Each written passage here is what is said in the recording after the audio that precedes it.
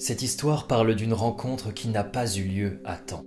Une rencontre entre de très vieux arbres et de minuscules bactéries qui, si elle avait bien eu lieu il y a 300 millions d'années, auraient changé la face du monde tel qu'on le connaît. Londres, 1880. Le smog, cette fumée crasseuse qui est apparue avec la révolution industrielle, macule les habits, pourrit les poumons et fait de cette ville un enfer ouvrier. Pas de nature ici. L'homme l'a expédié loin de lui.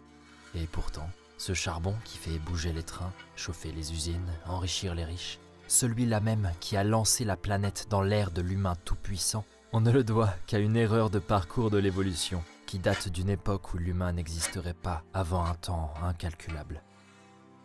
Alors, entrez dans cette machine, my lord.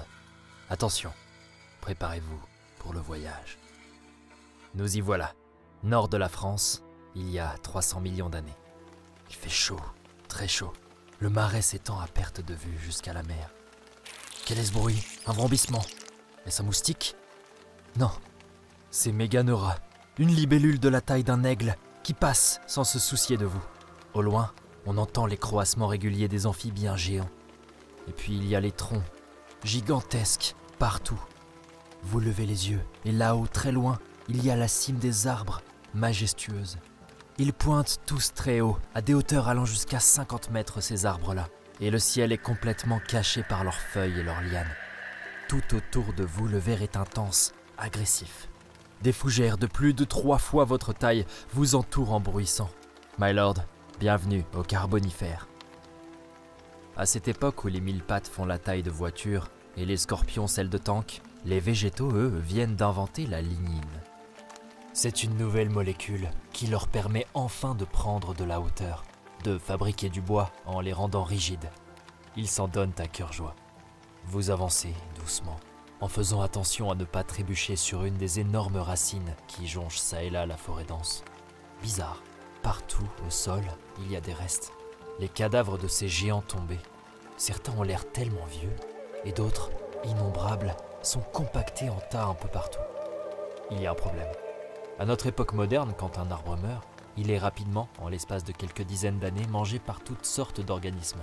Sauf que réussir à manger la lignine n'est pas si facile. Lorsque celle-ci est apparue, aucun être vivant ne savait la digérer, ni la métaboliser, un peu comme le plastique d'aujourd'hui.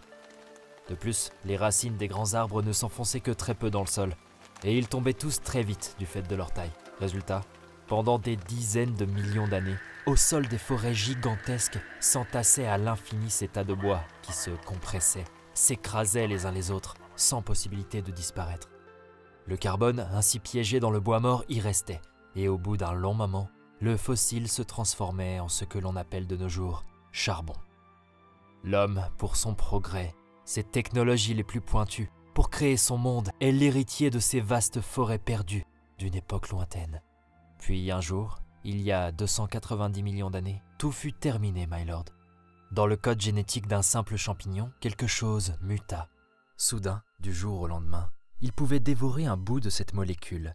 Puis d'autres y arrivèrent, toujours plus. Partout sur la planète, le charbon arrêta d'être créé. Les arbres qui tombaient se faisaient manger, et le carbone ainsi libéré n'était plus stocké par terre. Voilà, my lord, vous savez tout. Vite, retournez à la machine. Il n'y a plus de temps. Notre planète est en continuelle évolution.